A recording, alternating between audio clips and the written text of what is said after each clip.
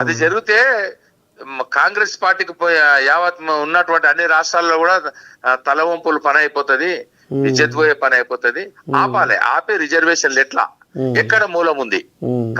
బీజేపీలో తప్పైతే నడువు 1,00,000 మందితో రేవంత్ రెడ్డి గారు మేము బీసీల మొత్తం సంఘటితమై, నా పేరు అల్లంపల్లి రామకోటి, తెలంగాణ బీసీ సంక్షేమ సంఘం రాష్ట్ర అధ్యక్షుడిని.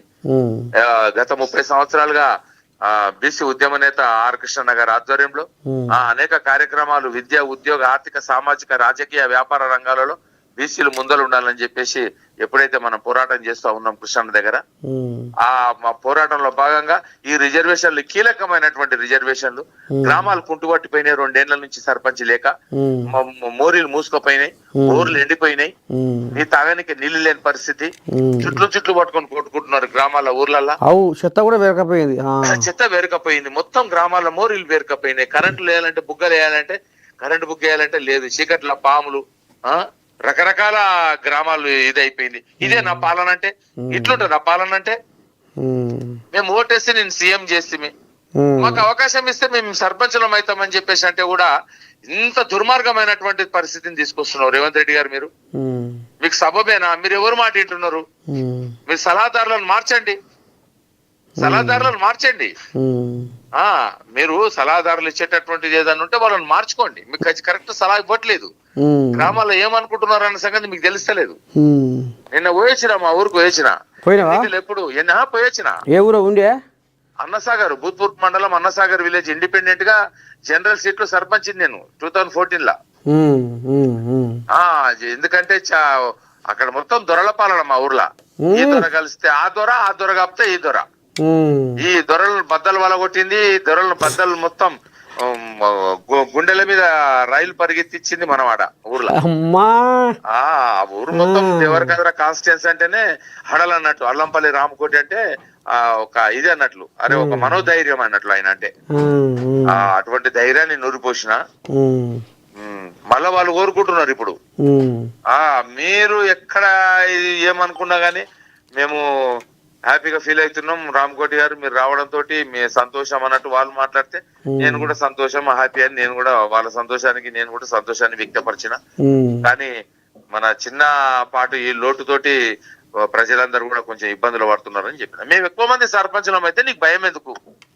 రిజర్వేషన్లు పెంపుకాయి ఎక్కువ మంది సర్పంచులు అవుతారు, ఎక్కువ మంది వార్డు మెంబర్లు అవుతారు, ఎక్కువ మంది జెడ్పీటీసీలు అవుతారు, ఎక్కువ మంది ఎంపీటీసీలు అవుతారు. దానివల్ల మీకు వచ్చిన నష్టం ఏంది అంటే భయం పుట్టుకుంది. నెక్స్ట్ ఇప్పుడు ఎంపీటీసీ అంటారు, జెడ్పీటీసీ అంటారు, నెక్స్ట్ ఎమ్మెల్యేలు అవుతారు.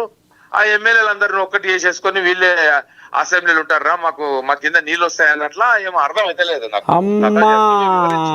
ఇది కావచ్చు మరి అసలు కదా. జర నువ్వే వివరించు ప్రజలకు, ఎందుకంటే నీ మాట గట్టిగా నమ్ముతున్నారు. ఎందుకంటే ఆనాడు గాంధీ ఎట్లా కనబడుతున్నాడు, నువ్వు అట్లా కనబడుతున్నావు. అంతేనా? అంతే అంతే. ఆ గాంధీ అడుగు జాడల్లో నడుస్తుంది నీ ఒక్క ఛానల్. నేను చెప్తున్నా, టీవీ నైన్, ఈ టీవీ, మా టీవీ అన్ని అనుకున్నాయి. ఇవన్నీ దోపిడి టీవీలు, దొంగ టీవీలు, ఇవన్నీ పైసలకు అమ్మడబోతున్నాయి. యాడ్ ఒక్క నిమిషానికి 50,000 ఇస్తావా, 1,00,000 రూపాయలు ఇస్తావా యాడ్? అబ్బా దోపిడి ఏం చేసుకుంటాడు? ఇప్పుడు రామోజీరావును బొందబెట్టిర్రు, రామోజీరావు కొనబోయిందా, ఈ టీవీ కొనబోయిందా? కొనవాలి. ఎందుకు చెప్తున్నంటే పాపం ఆయన ఎంత కష్టపడి అంత ఎత్తుకు ఎదిగిండు, అంత ఎత్తుకు ఎదిగినా గానీ ఏం తీసుకోపలే కదా. సమాజంలో నేర్చుకోవాల్సినటువంటి పరిస్థితి, పద్ధతి ఇది. అరే ఎన్నేళ్ళైనా మనం ఎప్పుడు కూడా ఏది కూడా మనం చవి చూడలేము. మనం నీతి, నిజాయితీ, ధర్మం, న్యాయమే మన వెంబడి వచ్చేది అనేది ఈ సమాజం నేర్చుకోవాలి. అందుకే నేను ఈ మధ్యకాలంలో పాట కూడా రాసిన. నువ్వెంత మెరిసినవో మనిషి నీది ఉట్టితోలేరా, నువ్వెంత మురిసినవో మనిషి నీవు మట్టి పాలేరా. నువ్వు తిరిగా సెంటు పూసుకొని అద్దాల మెడలలో ఎంత మెరిసినా నీ ఒళ్ళు. ప్రతి ప్రభుత్వానికి నేను అదే చెప్తున్నా తాత.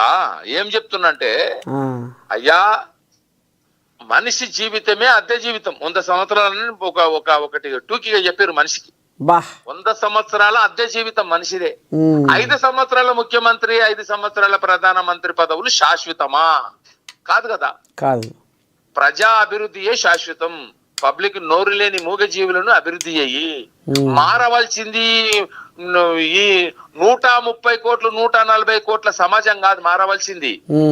మారవలసింది పార్లమెంట్ ఉన్న ప్రధానమంత్రి, పార్లమెంట్లకి ప్రధానమంత్రి కింద ఉన్నటువంటి ఎంపీలు, రాష్ట్రంలో ఉన్నటువంటి ముఖ్యమంత్రి, రాష్ట్రంలో ముఖ్యమంత్రి కింద ఉన్నటువంటి ఎమ్మెల్యేలు, వీళ్ళు మారితే ఈ మొత్తం ప్రపంచమే పచ్చదనంగా మారిపోతుంది. అసలు దొంగలు వీళ్ళు.